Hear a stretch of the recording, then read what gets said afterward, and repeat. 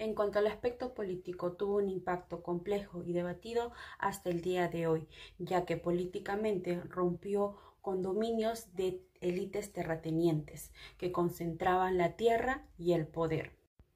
Es así como se permite integrar a los campesinos e indígenas al proyecto nacional, donde antes eran excluidos políticamente, ya que se genera la redistribución de riquezas. Se genera lo que es la expropiación de tierras a grandes hacendados para poder redistribuir entre los campesinos, así generando una equidad en la redistribución de riquezas.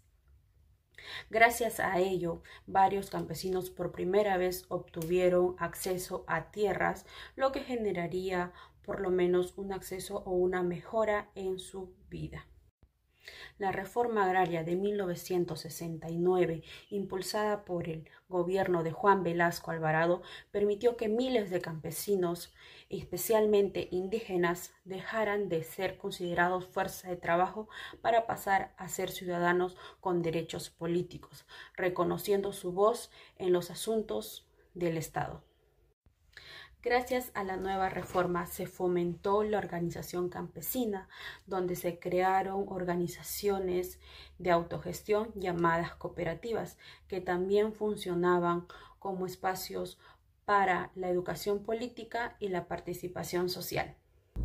Continuando en el aspecto social, aunque la reforma agraria tuvo buenas intenciones en el aspecto social, también generó varios problemas que afectaron negativamente a los campesinos. El primer aspecto es que el Estado se volvió el nuevo patrón. Como se observa en esta imagen, ¿qué pasó? Antes los patrones eran los hacendados ricos. Después de la reforma, el Estado se quedó con el control de las tierras a través de cooperativas. ¿Pero por qué fue negativo?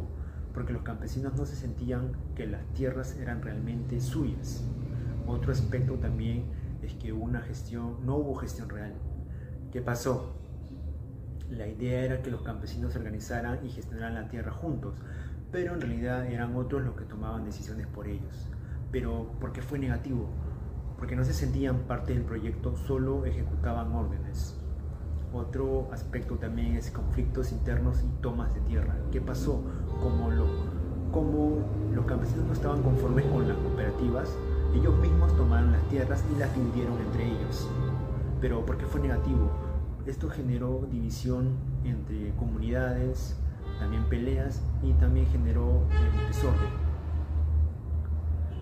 Otro aspecto es que desapareció la economía a escala, como se observa en esta imagen. ¿Qué pasó? Al dividir las tierras en partes pequeñas ya no se podría producir de manera eficiente ni moderna. ¿Pero por qué fue negativo? Porque cada uno producía poco y con bajos recursos, perdiendo la ventaja de trabajar en grande, y el campo se empobreció más, como se observa en esta imagen. La reforma agraria, como venimos escuchando, ha sido buena en la parte política y social. Sin embargo, en la parte económica no pinta tan bien. Esta reforma fue creada para favorecer justamente el sector agrícola, tanto dueños como trabajadores. Sin embargo, económicamente no fue viable y permitió que esto dejara de existir.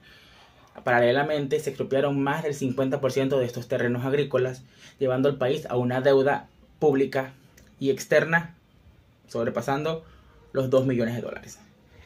Que también se caracterizó esta época, esta ley, fue por el incremento de la inflación, que llegó a más del 70%.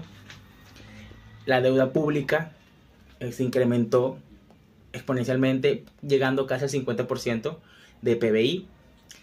La informalidad se incrementó en una cantidad inigualable, y esto fue generado a las expropiaciones que llevaron a que las empresas privadas no trabajaran más en el país y se alejaran del comercio peruano. Como podemos ver, todas estas características han generado un problema económico frente a esta ley de agraria, la cual tenía una finalidad de poder ayudar al pueblo. Sin embargo, no fue viable. Y hasta el día de hoy tenemos algunos rasgos de esta ley que no se aplicó correctamente. Como conclusiones, podemos considerar que la reforma agraria de 1969 representó un quiebre histórico en la estructura de poder en el Perú, al integrar el campesinado e indígenas en el proyecto nacional y otorgarles derechos políticos antes negados. La creación de cooperativas y la redistribución de tierras buscaban empoderar a estas comunidades, pero en la práctica el Estado asumió un rol autoritario donde limitó la verdadera autogestión. Aunque se promovió la participación social, los campesinos se sintieron plenamente dueños del proceso. Esto generó conflictos internos. El cambio de patrón sin un cambio de poder real debilitó el impacto transformado esperado. Desde el punto de vista económico, la reforma agraria tuvo resultados negativos a largo plazo. La falta de planificación deficiente y la mala administración estatal provocaron colapso de muchas cooperativas y el empobrecimiento del sector rural. La fragmentación de la tierra, eliminados de economías de escala, lo que se redujo la competitividad agrícola. Además, el costo fiscal fue alto, disparando las deudas públicas y la inflación, afectando la estabilidad económica nacional.